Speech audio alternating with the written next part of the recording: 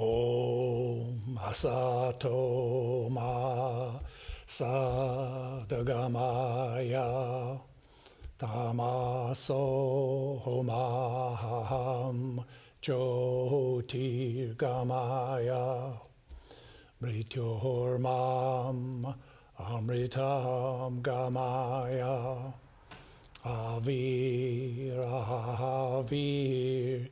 Maidhi Rudra Yate Dakshinam Mukha Te Namaham Pahinityam. Om, lead us from the unreal to the real.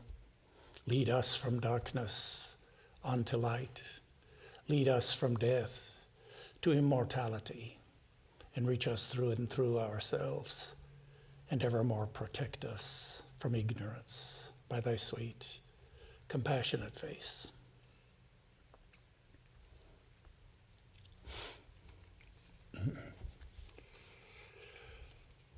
So my subject this morning is freedom is non-attachment. The framework is karma yoga. The goal is spiritual freedom. And the means is non-attachment. Let's begin with an ancient story from the Hindu Puranas. The sage Vyasa, with a long white beard, is seated in meditation under the banyan tree on the banks of the river Narmada. And north of that river, there is a famous place of pilgrimage. It's called Vrindavan, birthplace of Sri Krishna. Well, it so happened that a whole troop of devotees, that is, they were gopis, that is, they were cowherd girls, they were all coming together on pilgrimage, wending their way north to that holy tirtha.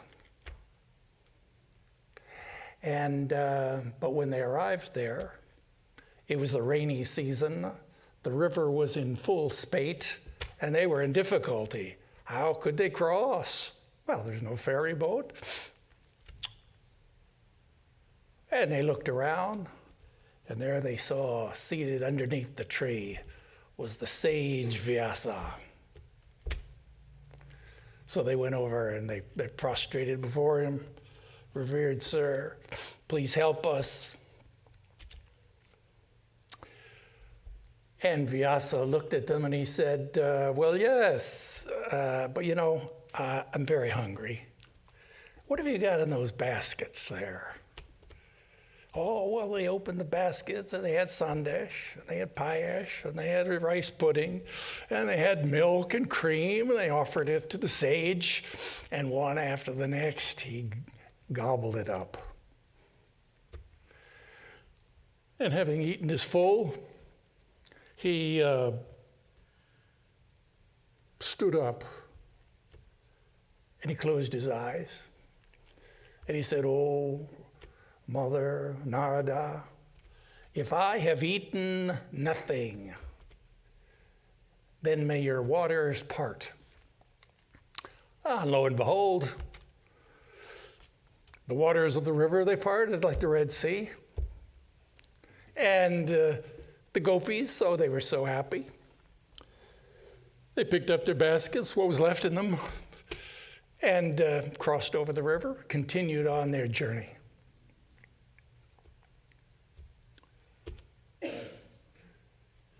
The sage Vyasa was an enlightened master. He had divine knowledge. That is, he attained liberation. He'd attained moksha, freedom. And he had the knowledge that in his true nature, the Atman, he was like space. pervades everything, is infinite, but is untouched by any object, unaffected by any activity.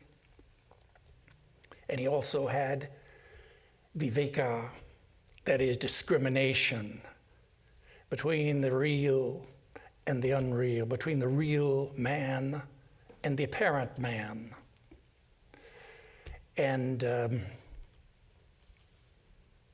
so he was unaffected by any actions, and therefore his words carried truth. Unlike, and because he had discrimination, unlike the natural man who works and becomes entangled and enmeshed in the bondage, the fruits of the action of karma, and finds himself in a condition of bondage called attachment. Now let's look at this word, attachment. Usually we think that it has some positive connotations, and we speak of a wife who is attached to her husband. We think, okay, she loves her husband. She depends on him financially and emotionally. Well, that's a healthy dependence. But it may be that in the course of time, the things change. And it may be that they have difficulties. It may be, in fact, that he abuses her. It may be that she's beaten, and she's in a sorry condition, and one day she's invited to appear on the Oprah Winfrey Show. And there she tells her long, sad story of how she suffers. And Oprah listens to the whole thing. She says, "Oh, my dear," he said, "I'm so sorry." He said, why don't you leave?" And the woman says, "Because I love him." Now, a yogi who's listening to that story says that's a jaw-dropping statement, because this is not our concept of love, but this sounds more like entanglement. It sounds more like an enmeshment. It's not a bonding, it's more like bondage. And we find that such a person seems to not be living in freedom, but in fact has lost her freedom and lost her dignity, lost maybe even her sense of self-worth. Because, that's because of, maybe psychologists will call it codependence. The yogis call it attachment. And it's in this sense that we're using the word attachment this morning.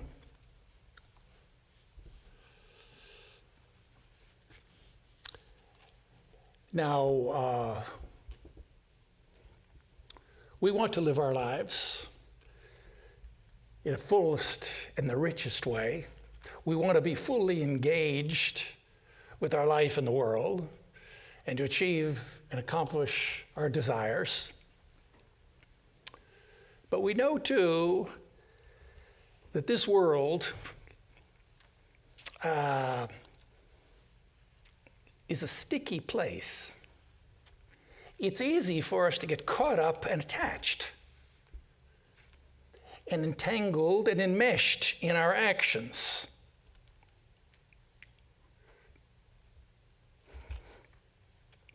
Once there was a bee, and it was what a beautiful, bright spring day. She was flying around, and there she saw a red rose, landed on that rose, drank a little nectar, saw a beautiful white magnolia flower, landed there, drew a little more nectar. But then out of the corner of her eye,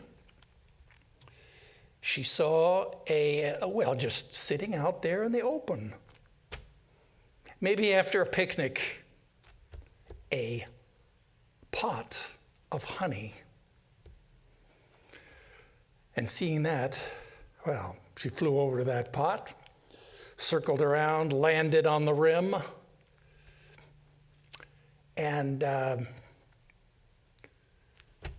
she's got 4 legs and 2 arms.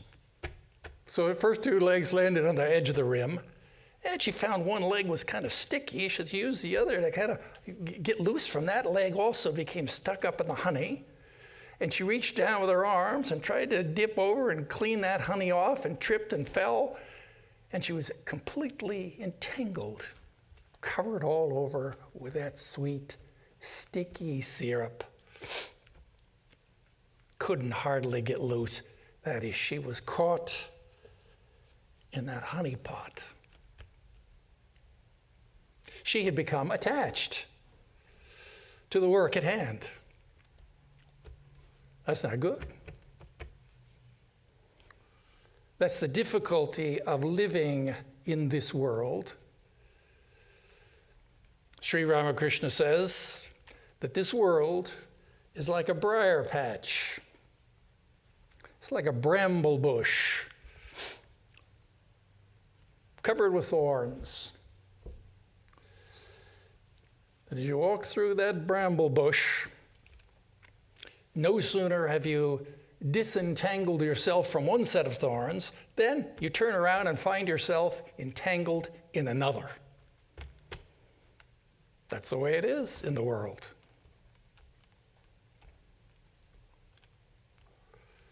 And you remember those stories of Joel Chandler Harris about the Briar Fox, Brother Bear, and Briar Rabbit. And Briar Rabbit was he's a happy-go-lucky guy.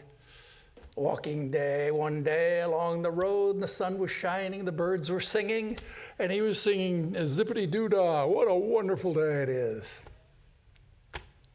He looks over and meanwhile, Briar Fox had fashioned in the briar patch, as the road goes along, goes by a briar patch.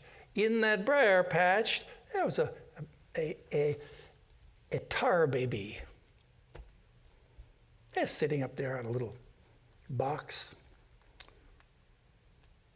A Briar Rabbit walked by. Oh, good morning, sir. It's a beautiful morning, isn't it? No reply. He stopped. I said, it's a good morning to you. Look there, tar baby, no response.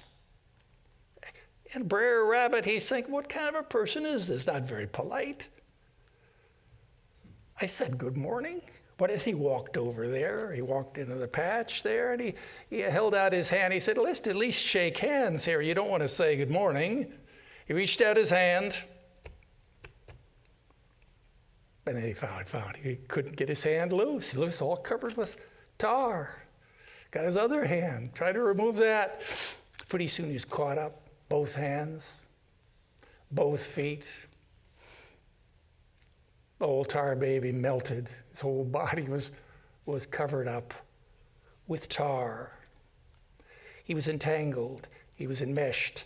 He had become attached to his actions.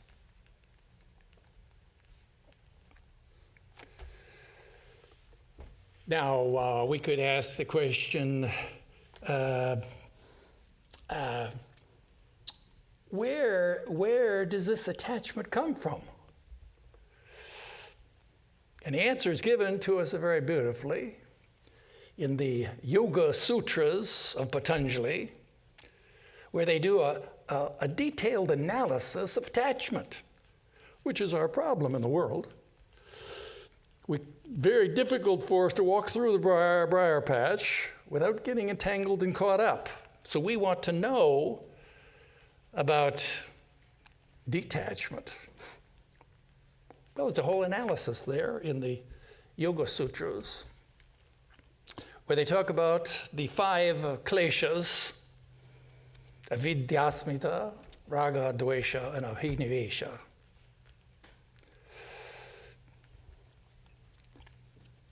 Don't be intimidated by Sanskrit words. See, there's a few Sanskrit words that are helpful to us. It helps us to kind of clarify the yoga psychology in our minds. And here the analysis are that there are 5 pain-bearing obstructions. And the first of those is called avidya. That means ignorance. Technically, avidya means spiritual ignorance. It doesn't just mean you don't know, have information. That's why it's a useful word to us, because it means particularly spiritual, that is forgetfulness. Or there's a veil that's been drawn over our true nature, the Atman. And as a result of which, we are oblivious of our true nature. That is the infinite, divine, immortal self, our higher self. And because we've forgotten it is veiled, there's a power that veils it from us. As a result of which, what can we do? We identify with what is nearest at hand, which is what? Is our body, it's our mind, our thoughts, our feelings. That becomes our self. In fact, that's the second stage here. That is the ego. That's how the ego emerges. The root of the ego is spiritual ignorance. The ego itself is a fountain of desire. Why do we call it a fountain of desire? Well, it has a feeling of want, a feeling of lack. Look what it's, the ego, it's like an apple. Say you have a full, ripe, red, ripe apple, and somebody out of a clear blue sky just cuts it in half. And now there's only half of an apple there. And it's still thinking, well, I'm an apple, but I'm not a complete, something missing. That's where desire comes from. Desire, that is, I want something. We desire, and the desire, we want 3 things. That is, we have a desire to get what we don't have.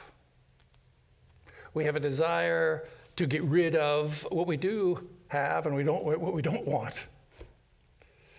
And a desire to keep and maintain what we already have. We could call them grasping. These are the 3 of the kleshas. We're talking about the 5. We talked about avidya, ego, and then the first here, which we're going to call grasping. The second, after grasping, comes pushing away. And third is clinging on, grasping, pushing away, clinging on to what we already have. These are the 3 gestures of the ego mind.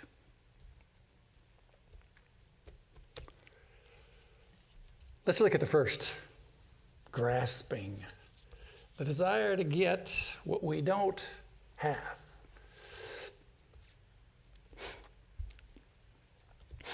I remember if you, in San Diego, our Vedanta Society, nearby, you take a walk and you walk through the Spanish Village. It's like an art village. And on the weekend, all of the local artists have their paintings on display. And maybe someone's walking through the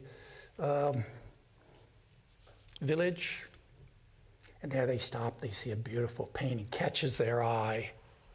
Maybe it's just it's a seascape, and the waves are crashing on the beach, and they just stop, and they're kind of mesmerized. Like, what a beautiful picture. Just kind of, they stop and they contemplate it, kind of with dispassion, like an aesthetics. It's an aesthetic experience. Yeah, no, maybe they then continue on their walk through the village. And they come home later on at night, they're sitting there in their living room, they're looking around their living room, and there's a wall. It's empty. I think, yeah, that'd be good to have a picture. Yeah, that picture. Because that's the words of the Bhagavad Gita. Dhyato Vijan Pungsa Sangas Teju Bhajayate. Whenever you think about a sense objects, immediately you become attached to them. A connection is now made. And so you start thinking, oh, well, yeah, that painting, I know that'd be nice. That'd be very nice for that to be hanging there. In this way, you think. Attachment becomes a positive desire. And the very next day, you go back there and you buy that painting, bring it home, and you're happy. For a little while, it's hanging on your wall. You now own it. You possess it. And, well, you may say, well, what's the big deal about that? That's what happens every day. That's the story of my life. That's what we do. We pursue something, you get what you want, see something you want, and you get it. What's the problem?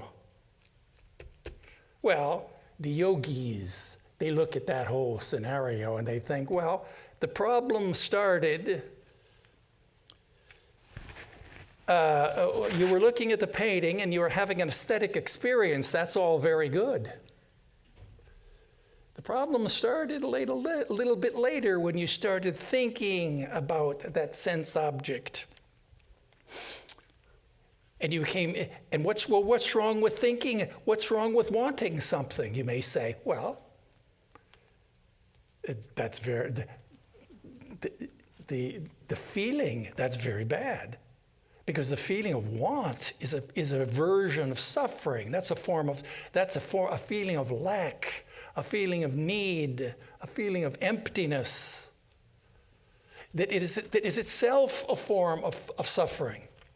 Not only that, it is suffering because when you act on your desire, it leaves an impression in the mind. That is a samskara, deep in the psyche, like a magnetic unit, that others of a similar nature of your past experience will gravitate towards that. They'll link up. They'll form a habit. It's like a link. It's like a chain. It's a whole linkage of chains. That's where our bondage comes from. One link after the next. They've just that little incident has added a link in the chain. And therefore, it's increased our bondage. And not only that, just because desire is like a fire, it burns. And one thing leads to another. It burns brighter. And when one fire lights another. And so now we're talking about grasping.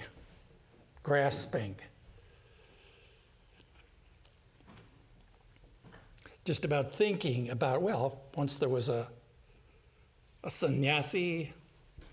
He took his vows of sannyasa on the banks of the river Ganges. And his guru initiated him with all the mantras and the rituals. And afterwards, the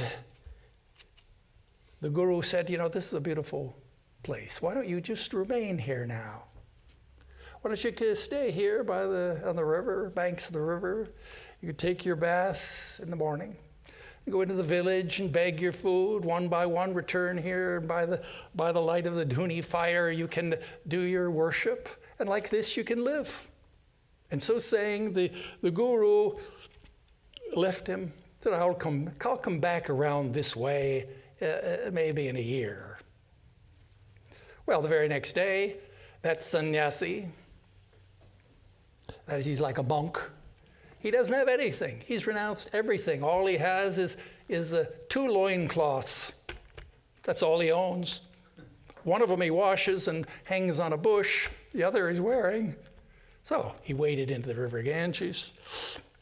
He was taking his bath. He came up out of the river. And what does he see? He sees on the bush his other loincloth. It's all been eaten by, it's all shredded up. It's eaten by rats. What up? How is this? What can I do? And he thought, this is terrible. I have to have this. He said, I have to, maybe I can get a cat. If I had a cat. And so the very next day, he went on his rounds of bhiksha, asked one householder, please give me a little clay cup there, but just a little milk. You know, I want to attract a cat. Which he did. He came back, put that milk down. Sure, soon enough, there he had a cat. And so every day he'd get that little cup of milk. But pretty soon the householder says, I asked him, well, you know, I can't give you milk every day. Why don't you get a cow? And the sannyasi, now see, a desire now is building, grasping. See, he had one thing, he had the cat, and now one fire lights another. Now he needs a cow. And so he thought, a cow. Well, there's a lot of sacred cows around, walking around. I'll get one of those. So he got a cow and tied it to a tree, and very good. Milked the cow, gave the milk to the cat. But pretty soon that mother cow, she'd eaten all the grass under the tree. Now he was in difficulty. He needed some hay. He needed something to feed. He began begging in the house, please give me a wisp of hay, some straw to feed my cow.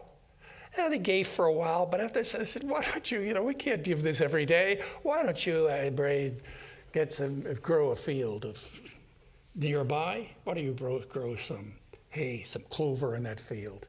Which the sannyasi did. He came back, Now he had a desire to do that. So he cultivated that field. He grew some hay for the cow. But now he needed workers to come and help him keep that field going. So he had a few workers, and after now they had a big field. They sold that. They had more to buy stuff. They built a bunkhouse. Pretty soon, the more workers came, and he had to build another house. Built a house where they could live, and he needed a wife, of course, to maintain the house. Like this, one desire led to the next. Each one very reasonable. It's a logical reasoning. Grasping at one thing, then it leads to the grasping of the next thing. Well, one day, the guru returned by that way, the banks of the river, and he says, wasn't there a sannyasi living here by this river? Yeah, oh, well. No, oh, yeah, I know who you are. He now lives in that big manor house up on the hill. What? And so the guru, he goes up there, knocks on the door opens. And then the man he sees there, he's standing there. And then, oh my God, he's been living in denial. He had the whole story come flooding back into his mind. Oh yeah, he remembers the whole thing. Just seeing the face of his teacher. And he gets so embarrassed. The teacher asked him, my son, he said, what has happened to you? You come a long ways since we saw you last. And the man said, yes, sir. It was all for the sake of a loincloth. Yeah. Grasping, holding on, gives rise to desire. That's the way the psyche works. And then one desire lights another. So we have grasping, and we look at the second phase of these are the gestures of the ego, is pushing away. Avoiding. It's kind of the opposite. Well, that's normal. The ego is like a magnet. It's composed of all the positive and negative impressions in the mind, all the vasanas. So whenever we go through life, we have positive, negative, we have likes and dislikes. Naturally, we're attracted to one thing or avoid another. That's because that's just the way we are. There doesn't seem to be much that we can do about it because we are attached. That is, where we are identified with our ego mind. We're identified with all of those impressions.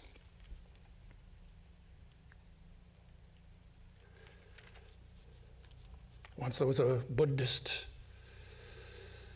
monk in Thailand. He lived in a wat. That means like a temple. There's the temple, and then near adjacent to the temple is a monastery. And this monastery was right in the middle of town. And so this monk would go during the day. He'd go up on the veranda of the temple, and he would sit for meditation. But whenever he would sit, his mind became calm. He became aware of all of this hustle and bustle of the city. And there was traffic, and there were people talking and walking going on. And of course, they had turned on the loudspeakers. They were playing music. It goes all over the city. And he tried to concentrate his mind. Oh, that distraction pushes away. Tried to fight against it. Tried to deny it. Tried to just avoid it. And whenever you try to repress something, you know, it increases in intensity. And whatever you put your attention on, it comes back with greater intensity. And so he was caught in this this vicious cycle. The more he tried to push away this sound, the more and more his problem was his problem. Finally, he said, I'll go and speak with the abbot of the monastery. So he went to the abbot, says, Sir, should I try to meditate here? Well, I can't. It's just, I'm disturbed by the noise. And hearing that story, the abbot just looked at him. He says, you know, it's not the noise that's disturbing you. It's you who are disturbing the noise. That's his pushing away, his gesture of pushing away. Now remember, that gesture is the same as the grasping in terms of the law of yoga psychology. That is, it leaves an impression in the mind. It builds a habit and a whole tendency. It's the same psychology, only instead of positive, it's negative. And so it's increased our attachment. In other words, but the guru, what was his point? His point was, as you see, the problem isn't outside. The problem is within you. And well, we may ask, well, what can I do? You may say, well, maybe you could recite the Serenity Prayer. Maybe you could say, Lord, give me the serenity to accept the things which I can't change, and the courage to, to accept the things I can change, and the wisdom to know the difference. Now, that's a very beautiful prayer. You think about it. A lot of wisdom in that prayer. But in this situation, we look up, okay, give me the serenity. That's what we want, the serenity. How do I get the serenity? Yeah, serenity to accept the things I cannot change. But how do I get the serenity? You pray, but what if God doesn't give it to you? then what are you going to do? And, well, the idea of the yogis is that's the human condition. You see, you can't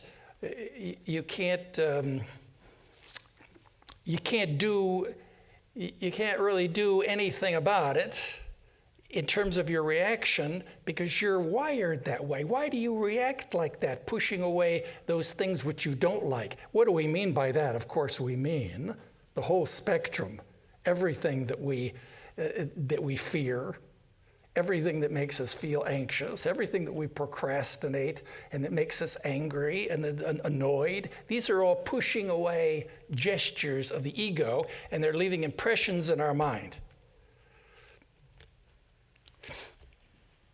And so it's, how can we, I can't stop it. You can't stop, because that's the reason you can't stop being disturbed is because you can't, because that's the way you're wired. And neurons that fire together wire together. You can't do anything about it. That means the serenity prayer may not work for you. This is where you have to begin to study yoga psychology. We're going to leave it there. We'll leave it there. That's the problem we work on. But our subject here, we're talking about grasping, and we're talking here about pushing away. Let's look at a third gesture of the ego, and that is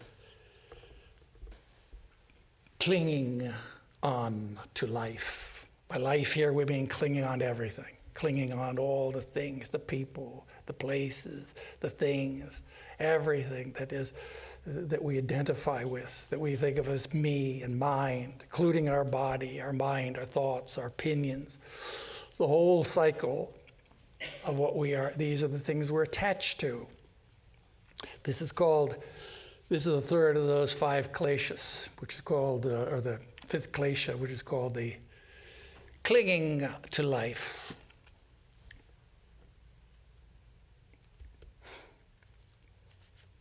Once there was a seagull who was flying up in the sky. That was a beautiful day. And he was down there at the beach, flying along, and he was very hungry. Meanwhile, all the other seagulls, they're just on the beach. They're pecking around trying to find a crumb or something to eat. Everything, all the birds are hungry. But here's Jonathan Livingston seagull, He's flying way up. He spies way down there. What does he see? An open air fish market. Wow. He sees that. He zeroes in on a fish, and he flies down, swoops down, picks up that fish, flies up into the air. What a triumph. What a catch. He has a whole big fish in his beak. And he's so happy. And but then he sees out of the corner of his eye, there's another seagull. They've seen what's happened. And one of them's flying up, another one's flying up, another's flying. Pretty soon he sees he's surrounded by a whole gang of these other gulls. And they're going caw, caw, and they're coming closer and closer. Wow, but I'm not going to let go. I'm never going to let go of this fish. He flew up, he flew down, he tried to dodge them, he flew to the left, he flew to the right. Meanwhile, these gulls had gotten so close, and they were pecking at his tail, pecking at his wings. Finally, he realized, this is terrible. It's all because of this fish. He opened his mouth. Fish dropped into the ocean. Sure enough, all those gulls, they just completely forgot about him, dove down in after that fish. And the seagull then, what a relief he felt. Finally, he let go.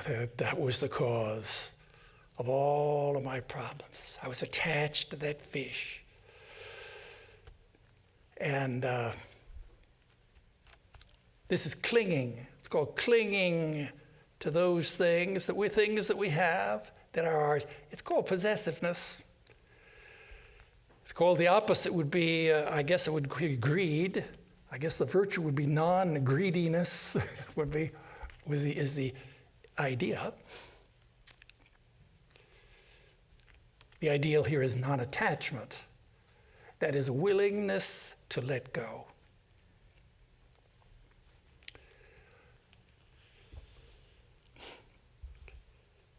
And on one occasion, there was two monks. There were two monks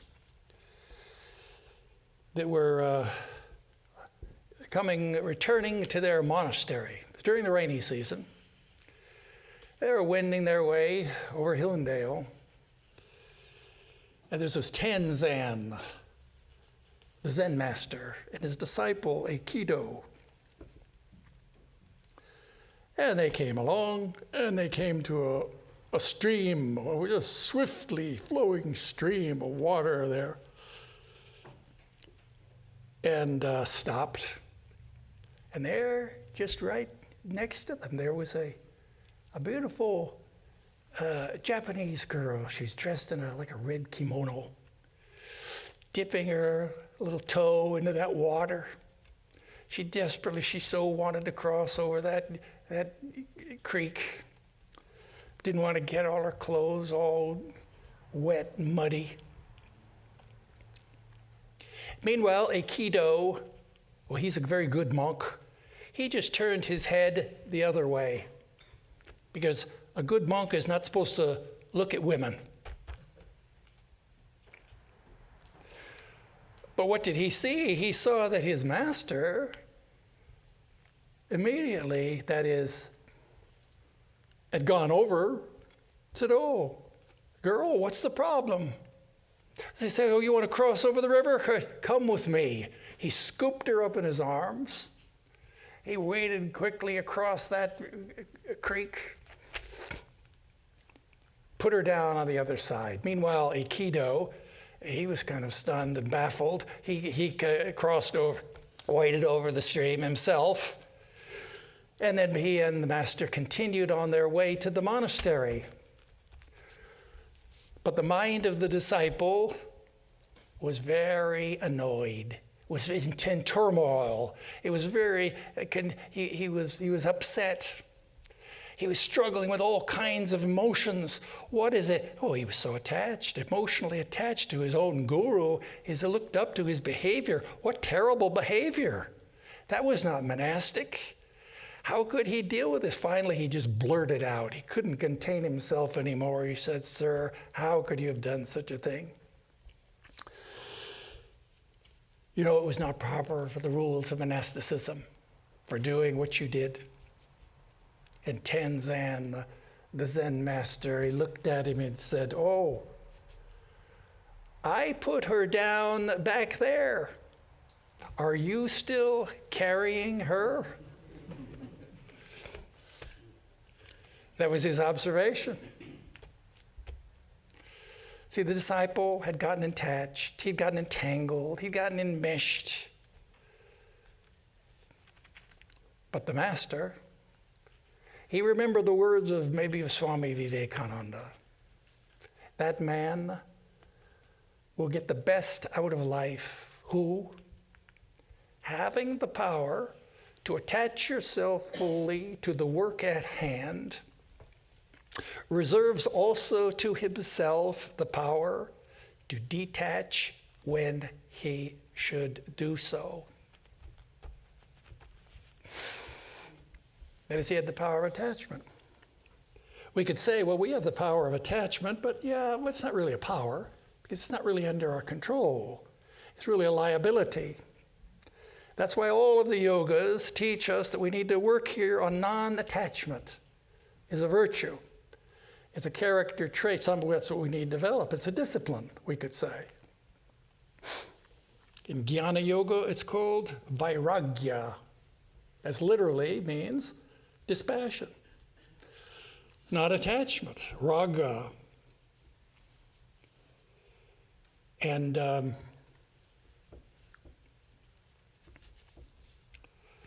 we get the time. What time is it? 11:47. Oh, okay. I have a few minutes more. Okay, so he's there, he is. We're talking about vairagya, non-attachment. All the yogas are going to teach this. You remember how Sri Ramakrishna, I'll give you, what is non-attachment? What is vairagya? Well, at Dakshineshwar Temple, you know the whole story of Sri Ramakrishna, lived there for 30 or 40 years. And one day, one of the sevaks there, his name was Sridhar, well, he got in trouble with the manager of the whole temple. And the manager decided to expel him from the Dakshineshwar temple and say, hey, you have to leave. And so the word went around among the servants, Sridhar has to leave. One of the servants got the message wrong. He thought it was Sri Ramakrishna. And so he went to the master's room and he said, sir, Mathur Babu says you're going to have to leave the temple. And Sri Ramakrishna, hearing that, he said, oh, is that so? He threw his towel over his shoulder and he walked off. And he was just walked away. He was getting there near the gates of the compound. Meanwhile, people saw, where is the master going? Well, the word went around, what's happened? Mathur Babu came running. Sir, Baba, please, what are you doing? Well, I thought you said I have to leave. Oh, no? Oh, you don't know? No, please come back. Oh, okay. He comes back. That's called non-attachment. That's our ideal. That's an ideal of jnana yoga. In Raja Yoga also, ahimsa, satyasteya, brahmacharya, aparigraha. That's non-attachment. That's a prerequisite these are prerequisites for success in yoga. You can't meditate if you don't have this, you become established in this discipline.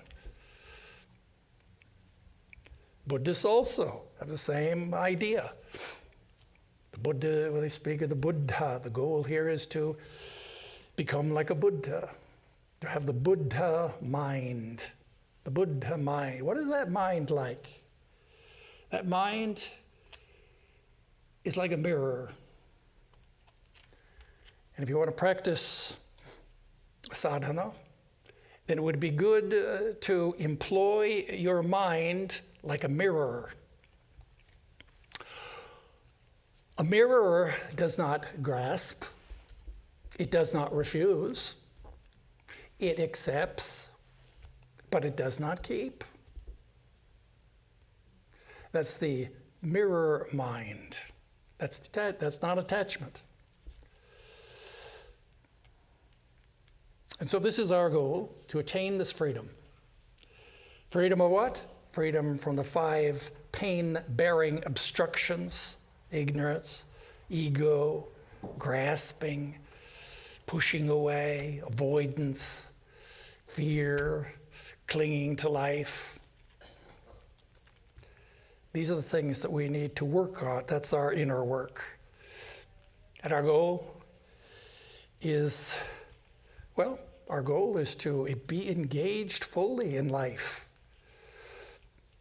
to do all of our work, to do all our duties with full concentration, to put our whole consciousness on a single point of love, but at any moment retaining the power to withdraw ourselves when we should do so.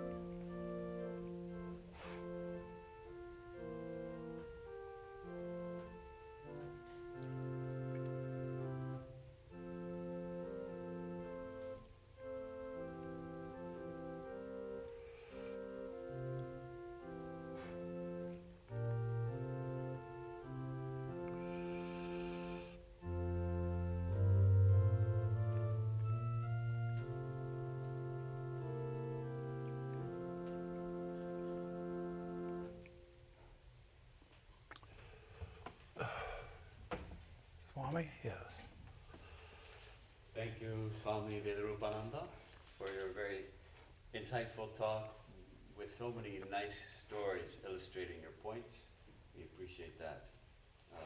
Swami Vedarupananda stays in South Pasadena at the Vivekananda House, the house in which Swami Vivekananda stayed for about 4 weeks in 1900.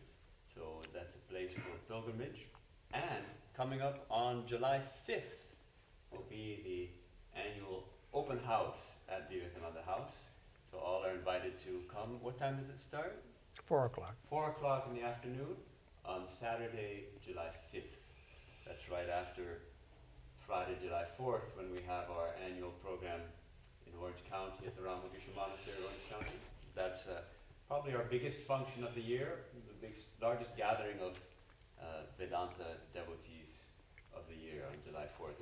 That's also well worth attending if you haven't been. And next week on Sunday we have a visiting Swami, Swami Baneshananda, who is head of our center in Germany. He'll be speaking on the message in the 5th chapter of the Gita, the Bhagavad Gita. So we have visiting Swami on the 29th, and we also have visiting Swami on the 6th. Here we'll have Swami Ishatmananda, who is the head of our center in Chicago. So we have a lot of things coming up. Our classes are going on as usual. This is your first time here. Welcome. We do this every Sunday. We have a bookshop, refreshments, and after having some refreshments, you can go to the living room next to the bookshop and place your questions to Swami Vedarupananda, who will be there to engage in discussion. I think that's about it.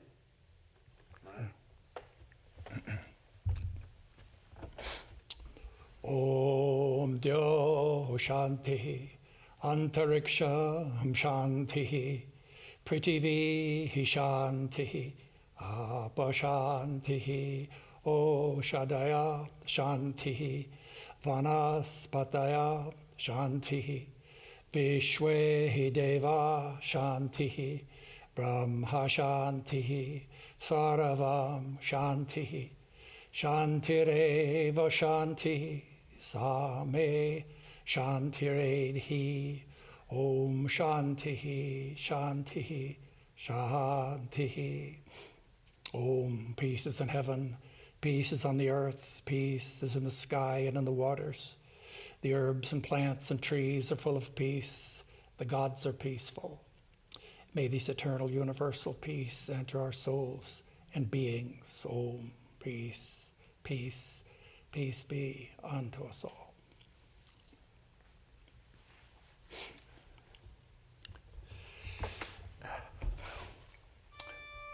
Yes, join us in the green room for a question or commentary or disagreement or pushback.